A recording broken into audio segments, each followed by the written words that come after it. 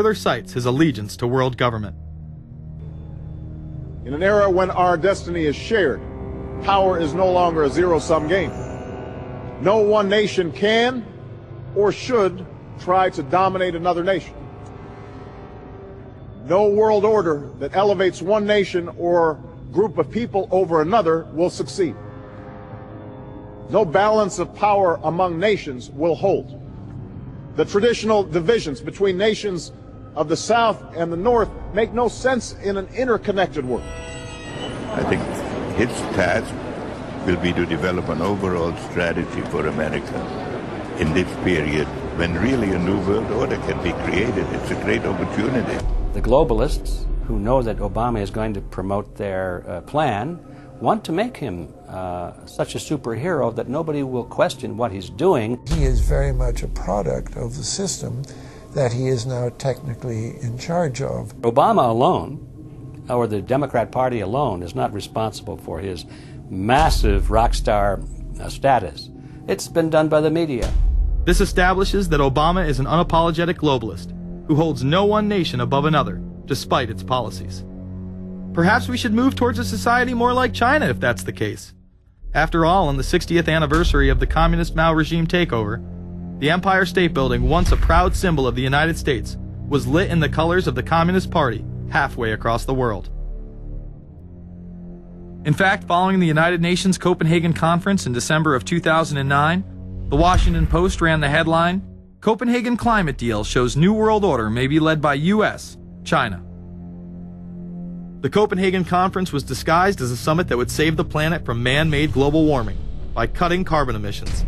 When taking a look at the almost 200-page document that was being proposed, it becomes evident that this was yet another attempt to establish global government and set up a global tax. In Section 38, it states, "The scheme for the new institutional arrangement under the Convention will be based on three basic pillars: government, facilitative mechanism, and financial mechanism."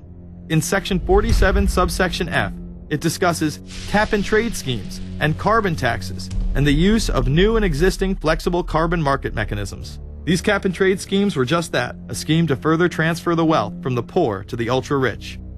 One of the ways it will drive the change is through global governance and global agreements. The fact that our president even attended should be considered treason.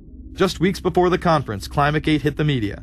Secret emails confirm that many of the United Nations lead scientists had engaged in fraud in order to promote the idea that man-made global warming was occurring and that carbon dioxide was a toxic gas. In reality, they admitted the Earth had been cooling for the last decade, and that they had destroyed the source data in order to ensure the scientific community would be unable to review their findings. Bill Jones was forced to resign from his position at East Anglia University, and Penn State has launched an investigation into Michael Mann. Because of the scandal, many countries refused to sign the agreement, and instead only 25 heads of state, including rock star President and Savior Barack Obama, signed a much shorter and broader accord. The document states that a high-level panel will be created, and that parties will be subject to domestic auditing, supervision, and assessment. The climate conference in Copenhagen is another step towards the global management of our planet. The idea that carbon dioxide, the life force for plants here on Earth, is a toxic gas and should be taxed is laughable. There have been numerous periods of time in which the Earth has had vastly more carbon in the atmosphere than present day. In areas where there have been volcanic eruptions which emit large amounts of CO2, plants have benefited, and there is no negative impact on the surrounding environment, as well as indigenous people, from the excess carbon dioxide. The globalists promote this theory to keep mankind in fear, not only for the establishment of a global government and a global carbon tax, but the literal control of the entire planet. An even darker side to the scam of man-made global warming exists. In reality, it's about population control.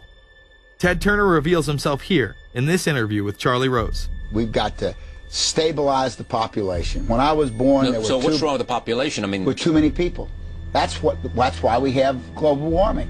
We have global warming because too many people are using too much stuff. We've got to stabilize population on a voluntary basis. Everybody in the world's got to pledge to themselves that 1 or 2 children is it. Not doing it will be catastrophic. We'll have 8 degrees. We'll be 8 degrees hotter in 30 or 40 years, and basically none of the crops will grow. Most of the people will have died, and the rest of us will be cannibals. Civilization will have broken down. What the few people who are left will be living in a failed state like Somalia or Sudan, and living conditions will be intolerable. The droughts will be so bad there'll be no more corn growing. Not doing it is suicide. Unbelievably, when Turner met with other globalists, David Rockefeller, Warren Buffett, Bill Gates, Michael Bloomberg, and even Oprah Winfrey to discuss population control, they were portrayed as superheroes. Behind closed doors on this New York campus, a secret gathering of some of the world's most powerful people. Gates, Buffett, Bloomberg, Winfrey. It was like the Super Friends. In the great hall of the Justice League, there are assembled the world's 4 greatest heroes.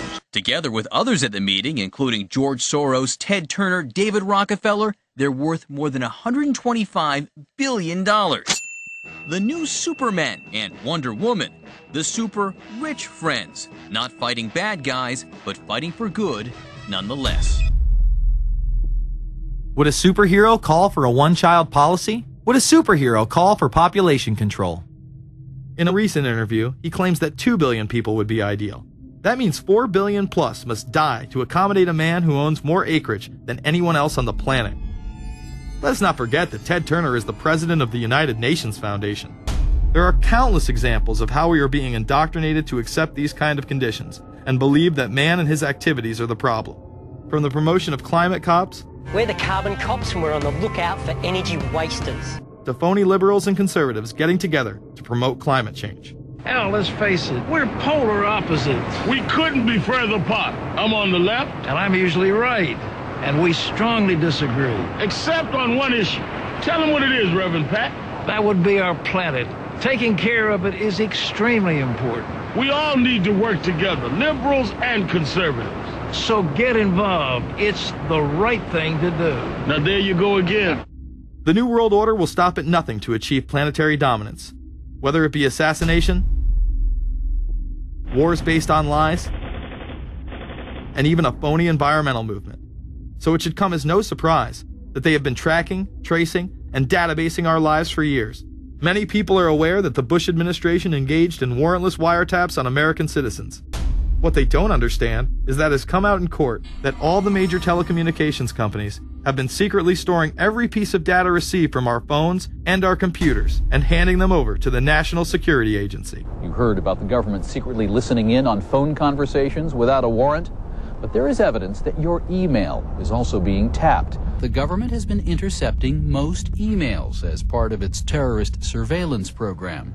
That program has been criticized as illegal because it's missing an important ingredient: search warrants. Several years ago, Klein says he came to suspect that AT&T had installed secret computer gear designed to spy on internet traffic at the request of the National Security Agency. This is just a small part of the picture, as AT&T was not the only company involved and emails were not the only issue. The NSA was installing Norris Insight systems, which are capable of monitoring billions of bits of internet traffic per second. It was also able to monitor any calls traffic through its system, all websites visited, all instant messaging, and separate types of transaction records. The secret room at AT&T contains gear which enables the government to look at every individual message on the internet and analyze exactly what people are doing. Here's another document. It mentions a company called Norris. Norris makes computer software that can swallow and analyze 10 gigabytes of information every second. That means it could go through all the information in all the books in the Library of Congress in a little over 15 minutes. The documents Klein and others were able to produce were then censored by the NSA. Bankston isn't allowed to talk about the documents in detail. The government has since had them sealed, but he says what is in there boggles the mind. We are talking about a substantial portion of all the communications traffic in the United States. The policies have been shielded by the Obama administration and continue to this day. Attorney General Holder has publicly stated lawsuits be thrown out of court, and after several attempts, Klein and other cases were thrown out as well, once again citing the national security of what used to be a constitutional republic, not a massive corrupt slave state. Living in the New World Order, when it's close to completion for the average citizen, for people like you and me, is going to be essentially slavery. We're never going to be able to get ahead.